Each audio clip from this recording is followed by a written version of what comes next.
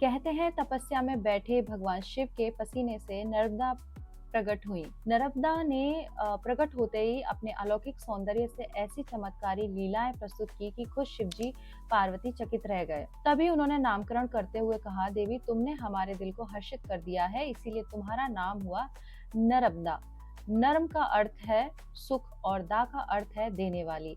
इसका एक नाम रेवा भी है, लेकिन नर्मदा ही सार्वमान्य है। मेखल पर्वत पर भगवान शंकर ने 12 वर्ष की दिव्य कन्या को अवतरित किया। महारूपवती होने के कारण विष्णु आदि देवताओं ने इस कन्या का नामकरण नर्मदा किया। इस दिव्य कन्या नर्मदा ने उत्तरवाहिनी गंगा के तट पर काशी के पंच क्रोशी क्षेत्र में 10,000 दिव्य वर्षों तक तपस्या करके प्रभु शिव से कुछ ऐसे वरदान प्राप्त किए जो कि अन्य किसी नदी के पास नहीं है। जैसे प्रलय में भी मेरा नाश न हो, मैं विश्व में एकमात्र पाप नाशनी नदी के रूप में प्रसिद्ध रहूं, मेरा हर पाषाण नर्मदेश्वर शिवलिंग के रूप में बिना प्राण प्रतिष्ठा के पूजित हो, मेरे नर्मदा तट पर शिव पार्वती सहित सभी देवी देवता निवास करें। पृथ्वी पर नर्मदा स्कंद पुराण में वर्णित है कि राजा हिरण्यतेजा ने 14,000 दिव्य वर्षों की घोर तपस्या से भगवान शिव को प्रसन्न कर जी को पृथ्वी तल पर आने के लिए वर मांगा। शिव जी के आदेश से नर्मदा जी मगरमच्छ के आसन पर विराज कर उंध्याचल पर्वत पर उतरी और पश्चिम दिशा की ओर बहकर गई। उसी समय महादेव जी ने 3 पर्वतों की सृष्टि की, मेट, हिमावन, कैलाश। इन पर्वतों की लंबाई 32,000 योजन है और दक्षिण से उत्तर की ओर 500 योजन है। स्कंद पुराण में लिखा है कि राजा हिरण्यतेजा ने 14,000 वर्षों की घोर तपस्या से भगवान शिव को प्रसन्न किया और नर्मदा जी के पृथ्वी पर आने का वर मांगा।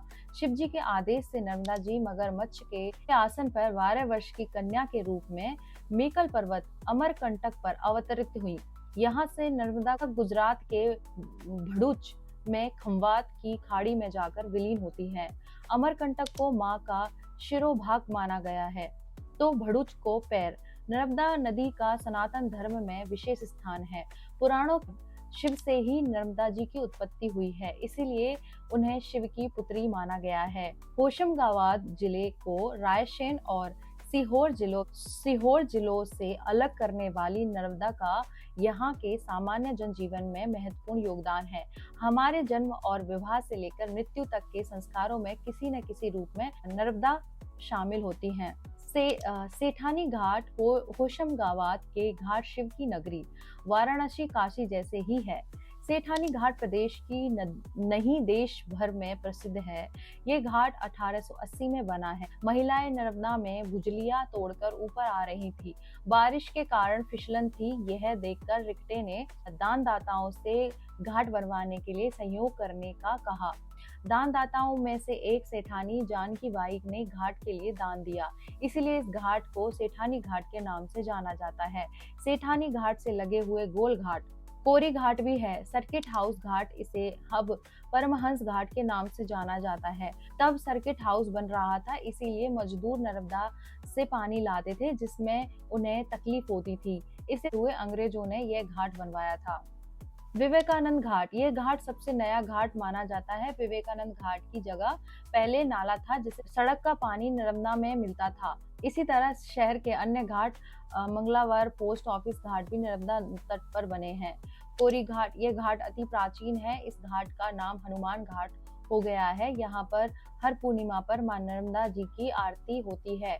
घाट पर पुराने बेजोड़ पत्थर लगे हैं, इससे घाट बेहद मजबूत है। यहाँ पर भगवान भोलेनाथ का मनोहारी मंदिर है, तो श्री राधा जी का शहर का एकमात्र मंदिर भी है। घाट पर उस पार से इस पार नाव भी आया जाया करती हैं।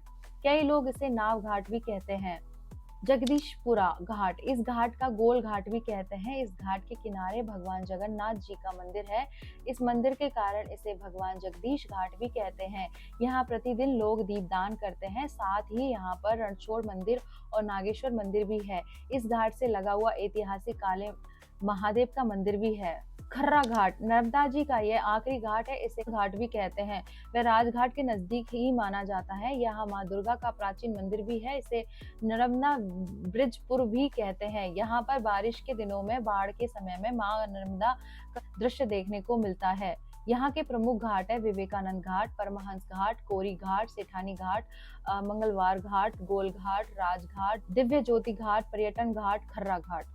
एक दूसरे से जुड़ेंगे घाट। घाटों के विकास की कहानी। भगवान शिव को देवों के देव महादेव कहा जाता है। ये तो सभी जानते हैं कि भगवान शिव और माता पार्वती की दो संतानें हैं, गणेश जी और कार्तिकेय, लेकिन भगवान शिव की अन्य संतानों का जिक्र बहुत कम होता है। आइए जानते हैं भगवान शिव की 8 संतानों के बारे में। शिव जी और माता पार्वती के पुत्र हैं। धार्मिक कथाओं के अनुसार पुराणों में गणेश जी के जन्म से जुड़ी कई कथाएं मिलती हैं। कई ये वर्णन किया है कि गणेश जी का जन्म भगवान शिव और माता पार्वती के द्वारा रहस्यमयी ढंग से हुआ था। तो किसी कथा में कहा गया है कि माता पार्वती के शरीर से उतरे मेल से गणेश जी का जन्म हुआ था। हिंदू धर्म से जुड़ा पौराणिक इतिहास अपने आप में बेहद अद्भुत है। कथाओं के अनुसार एक समय था जब तारकासुर नामक असुर का आतंक अपने चरम सीमा पर था। स्वर्ग में बैठे देवताओं के लिए वह एक दहशत बनता जा रहा था। तारकासुर को यह वरदान प्राप्त था कि भगवान शिव और माता पार्वती की संतान ही उसका विनाश कर सकती है। शिव के अंदर की क्रोध की ज्वाला से निकली अग्नि को स्वयं अग्निदेव भी सहन नहीं कर पा रहे थे। इसलिए गंगा जी इस अग्नि से सरवन झील तक ले गई, जहां 6 मुख वाले बच्चे ने जन्म लिया। माता पार्वती ने इन 6 सिरों को जोड़कर एक सिर में परिवर्तित किया। इन्हें 6 अप्सराओं ने पाला, इसीलिए इनका नाम कार्तिकेय पड़ा। कार्तिकेय ने आगे चलकर देवताओं की सेना का नेतृत्व कर तारकासुर का अंत किया था। पद्म पुराण में भी शिव की पुत्री अशोक सुंदरी का जिक्र किया गया है। माना जाता है कि देवी पार्वती अपने अकेलेपन और उदासी से मुक्त पाने के लिए कल्प वृक्ष से पुत्री की कामना की, जिससे एक सुंदर सी पुत्री का जन्म हुआ। इसीलिए उसका नाम अशोक सुंदरी रखा गया। हिंदू पौराणिक कथाओं में मनसा देवी को विषहारा के रूप में भी जाना जाता है। कहा जाता है कि वह ऋषि कश्यप और कद्रू की बेटी और वासुकी की बहन है। कहा जाता है कि उन्हें उनके पिता शिव और पति जगत द्वारा अस्वीकार कर दिया गया था। अंधक धार्मिक कथाओं के अनुसार कहा जाता है कि एक बार भगवान शिव ध्यान मुद्रा में थे, तभी माता पार्वती ने पीछे से आकर अपने हाथों से भगवान शिव की आंखों को बंद कर दिया। ऐसा करने से पूरे संसार में अंधेरा छा गया। जैसे ही माता पार्वती के हाथों का स्पर्श भगवान शिव के शरीर पर हुआ, वैसे ही भगवान शिव के शरीर से पसीने की बूंदें गिरने लगी। इससे एक बालक का जन्म हुआ, जो कि अंधकार में उत्पन्न होने की वजह से वह बालक अंधा था, इसलिए उसका नाम अंधक रखा गया। हिंदू पौराणिक कथाओं में जालंधर को असुरों का राजा कहा जाता है। जालंधर एक राक्षस और बलवान शासक था। उसके नेतृत्व में भी असुरों ने देवों को भी हराया था। वह स्वयं एक असुर नहीं था, लेकिन शिव की तीसरी आंख से निकली क्रोध अग्नि समुद्र में जा गिरी, जिससे जालंधर की उत्पत्ति हुई। वह शिव का ही अंश था। पद्म पुराण के अनुसार जालंधर शहर का नाम उनके नाम पर रखा गया है। अयप्पा भगवान शिव और भगवान विष्णु के मोहिनी रूप की संतान है। जब असुर राजा महिषासुर को छल से मारा था, तब देवताओं से बदला लेने के लिए उसकी बहन महिषी ने घोर तपस्या की और ब्रह्मा जी को प्रसन्न कर अजयता का वरदान मांगा। लेकिन ब्रह्मा ने कहा कि यह संभव नहीं है। वरदान मांगा कि सिर्फ शिव और विष्णु की संतान उसे मार सकती है। दोनों पुरुष हैं और किसी को भी जन्म देने की कोई संभावना नहीं। देवताओं ने शिव और विष्णु को इस तबाही से बचाने के लिए प्रत्यारोपित किया। भगवान विष्णु ने समस्या का एक समाधान पाया। इस प्रकार भगवान विष्णु के मोहिनी रूप को भगवान शिव से मिलन हुआ और अयप्पा का जन्म हुआ, जिसने बाद में महिषी का अंत कर दिया। पौराणिक कथा अनुसार नर्मदा नदी को भगवान शिव की पुत्री के रूप में जाना जाता है, इसीलिए नर्मदा को सांकरी भी कहते हैं। कथा अनुसार लोक कल्याण के लिए भगवान शंकर की तपस्या करने के लिए मेकाले पर्वत पर पहुंचे। उनकी पसीनों की बूंदों से इस पर्वत पर एक कुंड का निर्माण हुआ। इसी कुंड में एक बालिका उत्पन्न हुई, जो शांकरी व नर्मदा कहलाई। शिव के आदेश अनुसार वह एक नदी के रूप में देश के एक बड़े भूभाग में रव आवाज करती प्रवाहित होने लगी। रव करने के कारण इनका नाम रेवा भी प्रसिद्ध हुआ। मैकाले पर्वत पर उत्पन्न होने के कारण वह मैकाले सुता भी कहलाई। एक अन्य कथा के अनुसार चंद्रवंश के राजा हिरण्यतेजा को पितरों को तर्पण करते हुए यह एहसास हुआ कि उनके पितर अतृप्त हैं। उन्होंने भगवान शिव की तपस्या की तथा उनसे वरदान स्वरूप नर्मदा को पृथ्वी अवतरित करवाया। भगवान शिव ने माघ शुक्ल सप्तमी पर नर्मदा को लोक कल्याणार्थ पृथ्वी पर जल स्वरूप होकर प्रभावित रहने का आदेश दिया। नर्मदा द्वारा वर मांगने पर भगवान शिव ने नर्मदा के शहर पत्थर को शिवलिंग सदृश पूजने का आशीर्वाद दिया तथा यह वर भी दिया कि तुम्हारे दर्शन से ही मनुष्य पुण्य को प्राप्त करेगा। इसी दिन को हम नर्मदा जयंती के रूप में मनाते हैं। नर्मदा जयंती पर जबलपुर के अतिरिक्त नर्मदा तटों पर भक्तों की भीड़ लगी रहती है। वही अमरकंटक, मंडला, होशंगाबाद, नीमा वर और ओंकारेश्वर में भी नर्मदा नदी के घाटों पर श्रद्धालुओं की भारी भीड़ उमड़ती है तथा अपनी अपनी परंपरा अनुसार नर्मदा जयंती मनाते हैं। जयंती कार्यक्रमों को देखने और इनमें नर्मदा के भक्तों का उत्साह देखते ही बनता है।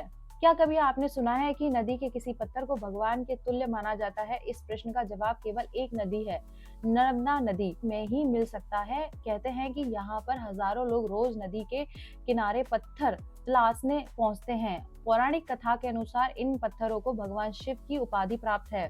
पुराणों में बताया गया है कि इस नदी के पत्थरों में शिवलिंग स्वयं प्राण प्रतिष्ठित करते हैं, यानी उनमें भगवान शिव का अंश माना जाता है। कहते हैं कि इसे नियमित रूप से स्नान कराने और पूजन से घर के सभी दोष दूर हो जाते हैं। इतना ही नहीं, इससे ग्रह बाधाएं भी दूर होती हैं। पौराणिक कथा के अनुसार प्राचीन काल में नर्मदा नदी के बहुत सालों तक तपस्या करके भगवान ब्रह्मा जी को प्रसन्न किया था। इसके बाद उन्होंने नर्मदा नदी को वर मांगने को कहा। कहते ही उस समय नर्मदा नदी ने ब्रह्मा जी से गंगा के समान होने का वर मांगा था, लेकिन ब्रह्मा जी ने उन्हें कहा कि अगर कोई दूसरा देवता भगवान शिव की बराबरी कर ले, तो कोई दूसरा पुरुष भगवान विष्णु के समान हो जाए, कोई दूसरी नारी माता पार्वती की समानता कर ले, तो कोई दूसरी नदी भी गंगा के समान हो सकती है। ब्रह्मा जी की बात सुनकर नर्मदा नदी ने उनके वरदान का त्याग करके काशी चली गई। वहां पिलपलार्थ में नर्मदा नदी ने शिवलिंग की स्थापना की और तपस्या करने लगी। उनकी तपस्या से प्रसन्न होकर भगवान शिव ने उन्हें वर मांगने को कहा। तब नर्मदा नदी ने कहा, बस आपके चरणों में मेरी भक्ति बनी रहे।